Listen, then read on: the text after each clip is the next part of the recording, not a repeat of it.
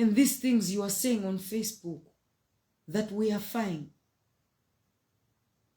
Banange, are we fine that our brothers and sisters don't have food?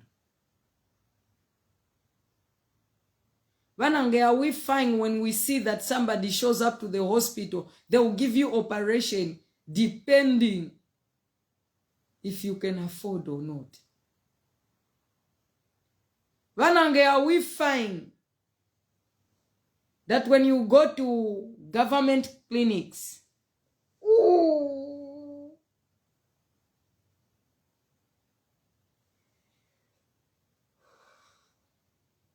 leaders are making deals for so-called Ministry of Health? In Europe, when you're in Belgium, when you're in Germany, when you're in Holland, the whole Europe continent, wherever you are, if you are sick, you are able to go to the hospital. You will not pay for anything. You might need to buy your own paracetamol, but your insurance covers you to move like that. That insurance also follows you, that when you come to an African country, something happens to you, you pay. Why didn't you come up with a plan for people to pay an amount of health tax, or for you people to have to pay all the way the European people do?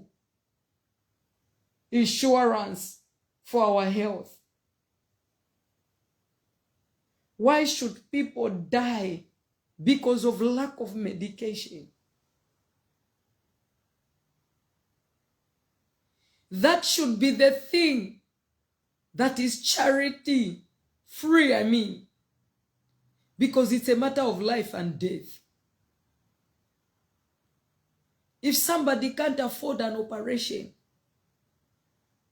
women giving birth, like women, African women, we are strong that we still love to carry our children. I never gave birth in Africa, but the way I've heard it from my sisters, you better have some money to go and give birth in a private hospital.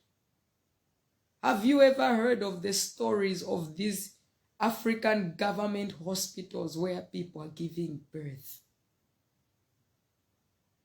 Yeah. Why are African men allowing their children to be born? And if you allow your child to be born in such predicament in a government hospital, you accept it. The same way you have accepted that your child will live in a neighborhood where drainages, poop, cholera, bacteria and infections are swarming around.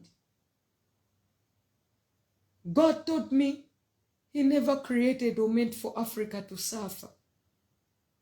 But it's almost like African people, when we see poverty, instead of refusing and saying, I'm going to fight, I'm going to be the first one in my nation to bring change to this thing, we all join in line to start taking that poverty and making works out of it.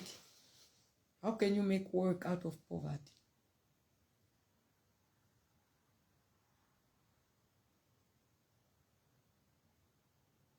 My brothers and sisters, you are happy about the women, especially the women that are supposed to be here abroad. White women, when they reach a certain age, they take their pension. When they take their pension, the government gives them, especially if you work for the government, they enjoy their pension. Our own, those ones who worked really hard, they don't even live to see their pension because they are so outdone. Worked your whole life, died, never even enjoyed your pension. Think about the ones who are 60 years old.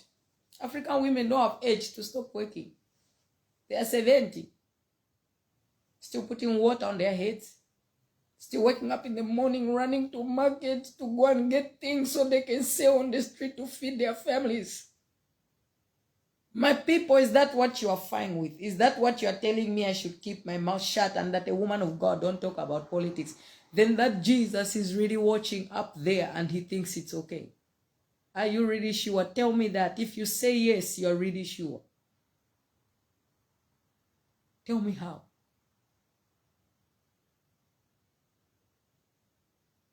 Tell me how.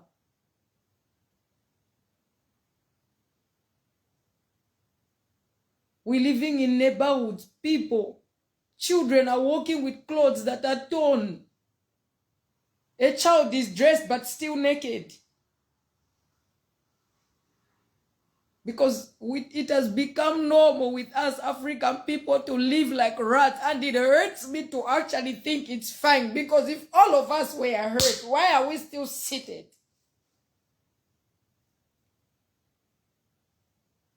Especially those men, so-called men and women of God.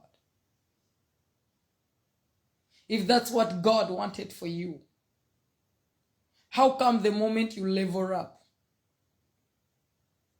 you don't want to live in those neighborhoods where there is poop on the streets coming out of drainages? How come you don't want to enter public transport? You thrive to buy a car. How come you eat 3 to 6 meals a day? Because the people you want to pray for and say is fine, they're eating 1 meal. Some, they're lucky if it is water and salt, and they're eating that.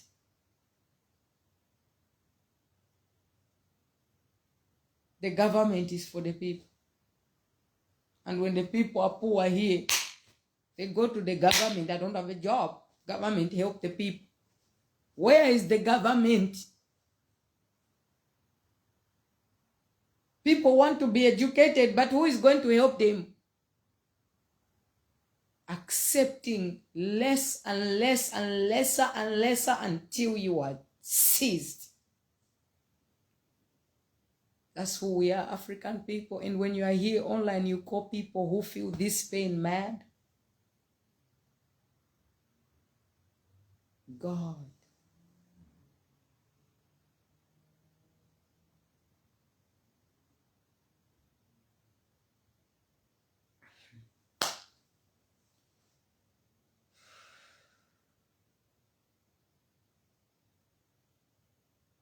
Private hospital and government hospital in Africa is the same.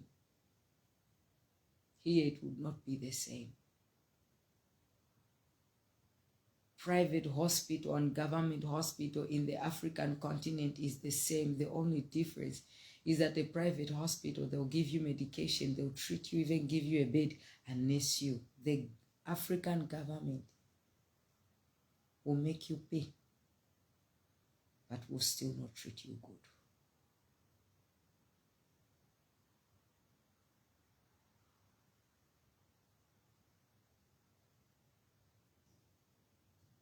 I tell God, I said, Father, the revolution that you have caused around the whole world, Europe used to be poor, more poor than Africa, because Africa has got plantations, she's got fields, she's got natural resources. You blessed her. You kissed her with the glory and mercy of your love. She shines, but very blind, dumb, and ignorant she is. Selfish, wicked, evil. And that's why she cries to you, but still bleeds. Look at our African continent.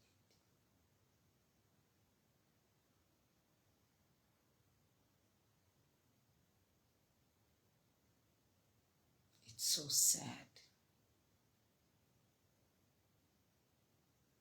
It's so sad because this internet was supposed to wake us up to want more for our own brothers and sisters, especially us who are abroad. But you know, if we watch one another sleep in the slums, we call ghettos. Ghettos are places, some of them, human beings in the sight of God should not be there. If Jesus was not the one keeping our lives, those human beings would have died because the bacteria are eating them from the inside. But if you can't feel anything when you're on location in your own African country, I guess what are you going to do when you come abroad? Nothing. Nothing.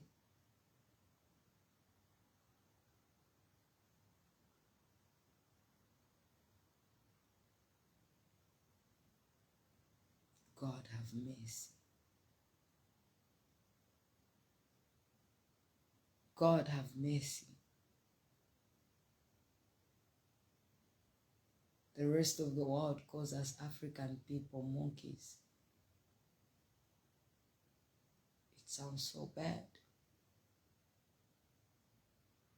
But God, if you look at the behavior of us African people, Jesus have mercy. Jesus have mercy.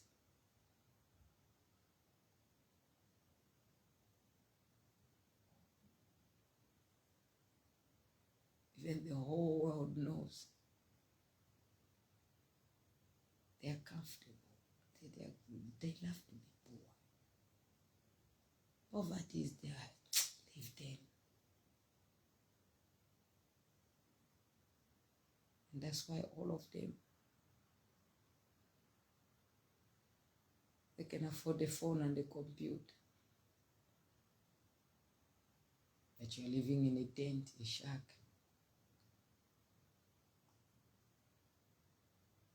You have all these expensive gadgets in your home, but when you get in your house,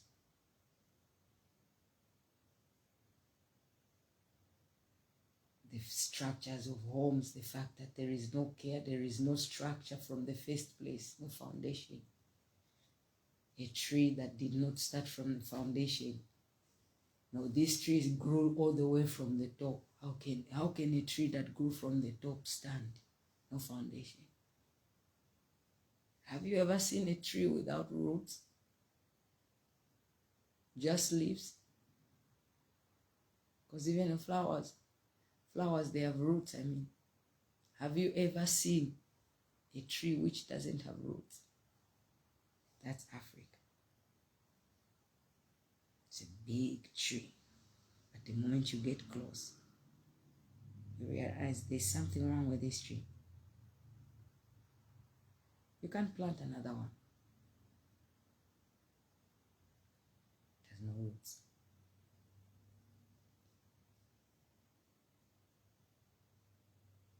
And that's why in humanity, in the way even the foreigners that come there, if you see the way Muslim, white, Asian women who have been to Africa once,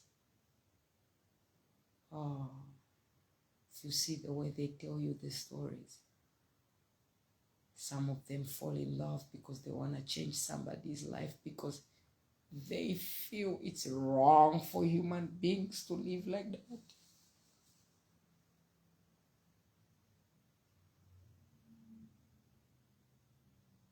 They know it's wrong. A human being shouldn't live like that. The whole entire world that is so rich, they don't even have God. They don't fear God like Africa does. The difference is that they have wisdom and knowledge. They come together. When a European leader gets into office, when the EU meets, they all come up with wisdom and knowledge and deals that will benefit Belgium the same way it will benefit America and Holland, the same way it will benefit UK now is out, the same way it will benefit. That Schengen thing is just amazing. So a Dutchman said, oh, your Belgian brother, your daughter, if she won't come and study, oh, no problem. Oh, my German sister, if your wife, they won't come and live in Holland, oh, no problem. Oh, how you wait? These other European